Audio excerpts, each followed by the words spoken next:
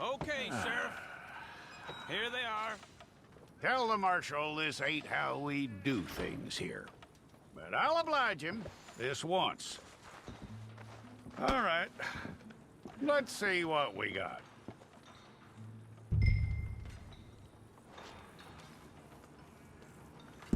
Okay, you head through there.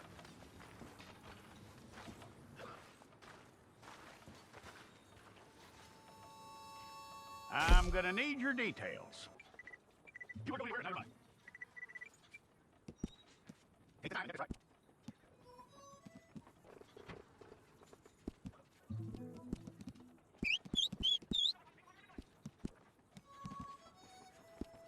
Fine, go get your picture took. Bring your hands up onto your chest.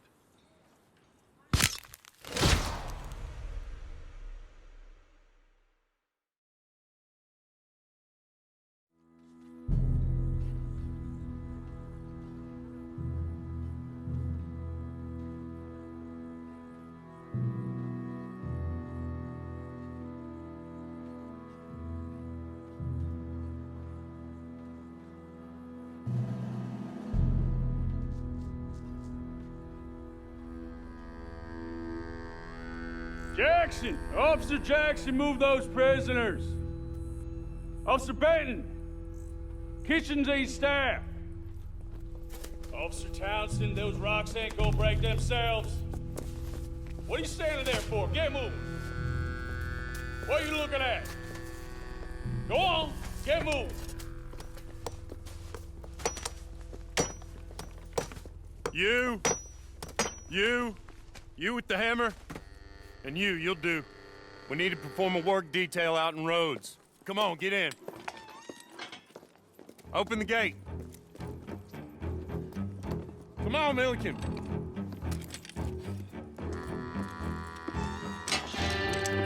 Yeah!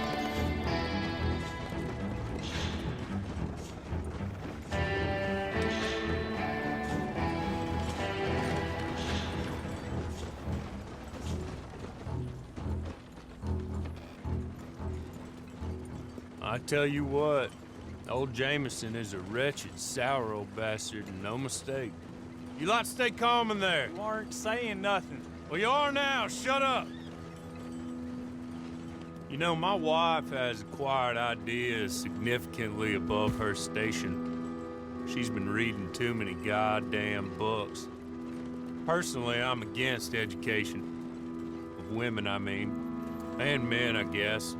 Unnecessary. Doesn't add much to the world. Education.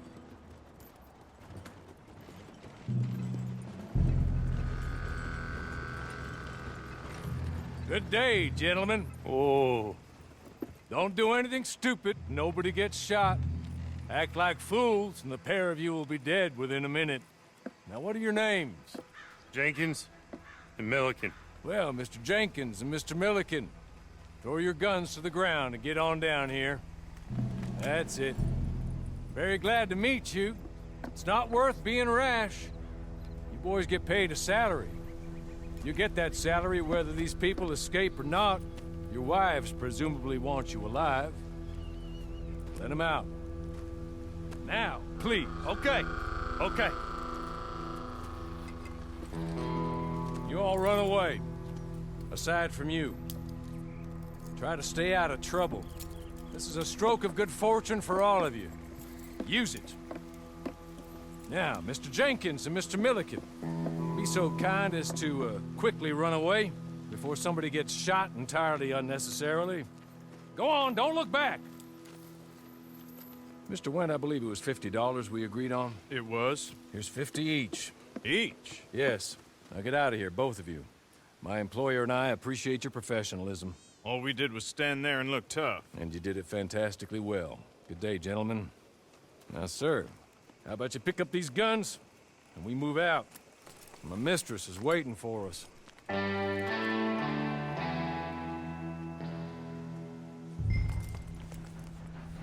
Come along. Then you better get on this horse.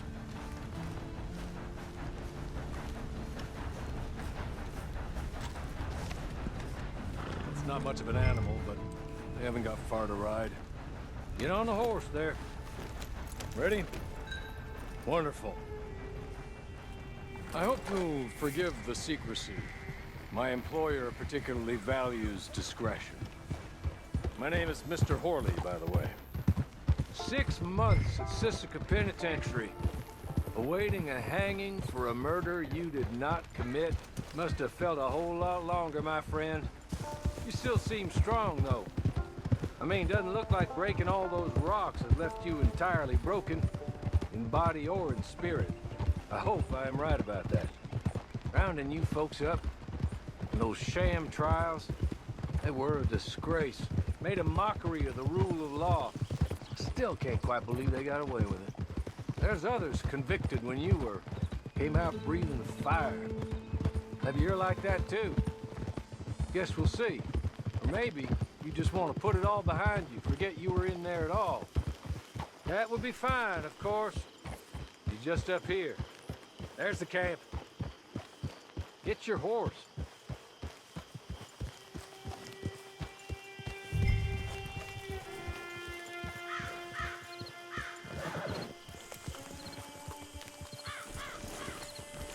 Come on, hitch up.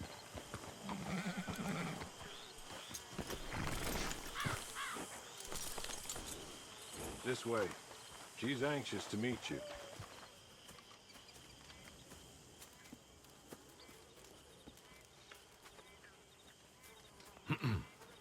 Madam, we're back. Hello. Jessica Leclerc, how do you do? What did you tell him? Nothing, as we discussed. Thank you, Horley.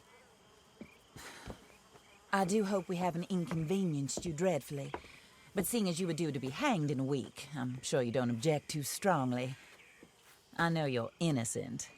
Well, not perhaps exactly innocent, but not guilty of what you were accused. I know you and those who were with you that died were little more than patsies, and that you were set up by one of 3 men or a woman, possibly by all of them.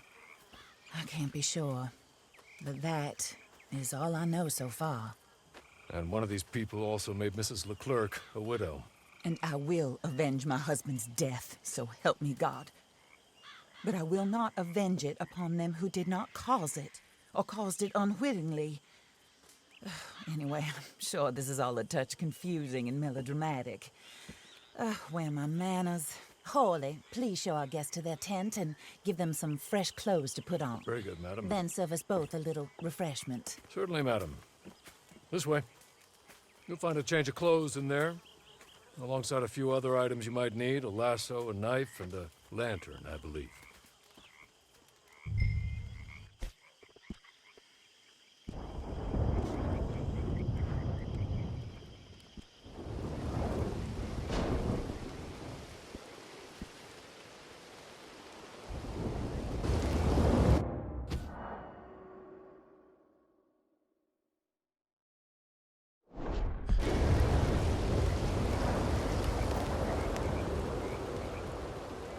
That looks more comfortable. Horley, Here, madam. you're very good health. I suppose it beats dying. Mrs. Leclerc's husband was murdered by one of his business partners. And I intend to find out which one. Or rather, I intend for you to find out. And kill them. You're the only person I could possibly trust to do whatever it takes. Because you and your accomplices, you're the only other victims of their lies still alive. You see, you walked into the town at approximately the same time my husband was shot in the back, but by another gun, firing different bullets to those you possessed when you were arrested. These bullets, this was their mistake. You were rounded up and sentenced to death, all because you came to town and didn't talk too much and seemed like you were nasty. Anyway, here they are. The people who run Blackwater. Mr. Jeremiah Shaw, banker, real estate speculator, and crook. Mr. Amos Lansing, ranch owner, speculator, and crook. Mrs. Grace Lansing, his wife, society patroness, lover of the arts, crook, and my former best friend. Teddy Brown, her disgraced brother. outlaw, wanted man, and still in contact with them. All I ask of you is your help in finding out quite what happened. Mrs. Leclerc would like to help you get back on your feet. Get back to work. Whatever your work may be, I don't judge. You want to rob? Rob. You want to save innocent folk? Do that as well. But you need me just as much as I need you. I think we all understand each other. I hope we do. Good. I look forward to rewarding you for killing those who made me a widow. My husband was a true believer in this country and in the West. He was killed for greed. Foul greed when there's quite enough for everybody. I don't care what your scruples are as to killing. I will take the full burden of that sin upon my shoulders. Goodbye, for now. Then Hawley, go introduce him to nice Mr. Cripps. I think you'll like Cripps well enough. He's long past his prime, of course, but he hasn't gone entirely crazy just yet. And he will help you, better than most of his ilk. Cripps! Get up! Hello, partner. Harley. This is your new boss. Oh, pleased to meet you, partner. J.B. Cripps at your service. We'll pay to get your camp established. Mrs. Leclerc is a generous benefactor. And, where are we headed?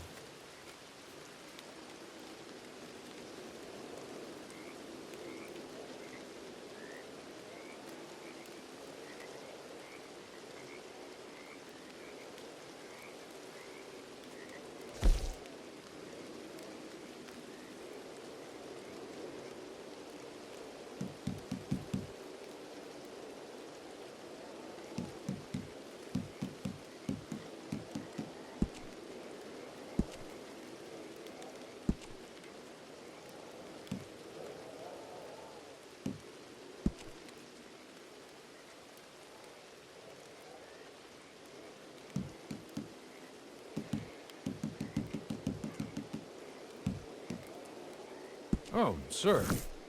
While Cripps is establishing your camp, perhaps you can go to the station and see the clerk, then head to see Clay Davies. He's a horse thief and not a terribly nice one. Then meet Cripps back at your camp. See you shortly, boss. Good luck.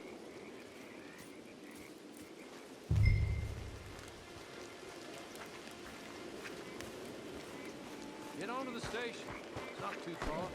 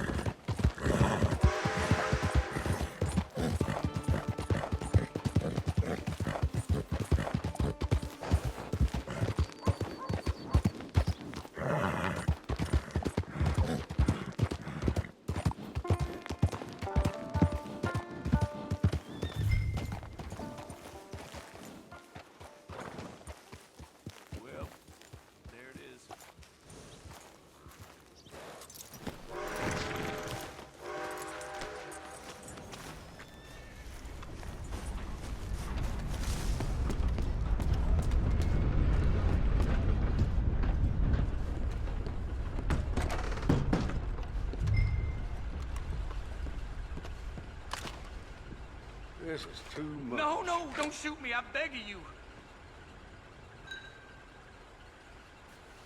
Hello. You must be Harley's friend. He's one of us. He said you also were a discouraged man. I'm very discouraged. Disappointed Alden, that's me. Anyway, it's a pleasure to make your acquaintance. I find your reticence charming. Real charming. By the way, I heard you might want to earn a little money. Well, some gentlemen have been robbing our stages, and they are not part of the club, if you catch my meaning. If you can make them go away, I'm sure they will have something of interest to you. They're up at Blue Water Marsh. See what you can do, okay? Here, by the way, a catalog. The latest issue. Just came into this armpit from a land more civilized. And if all works out, well, my colleagues and I move around these stations as needed. And all of us are very discouraged. We will all help a fellow sufferer with pertinent information. Good afternoon, sir.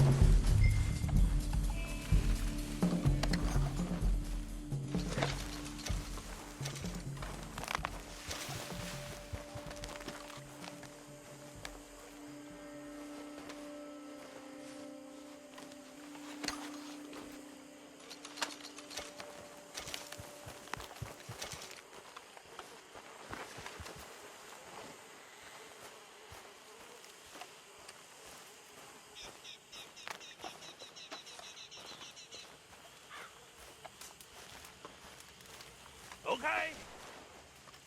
Okay. You're good. You're real good, friend. Here. Take this. It's a map. Just be kind. Don't kill me, please.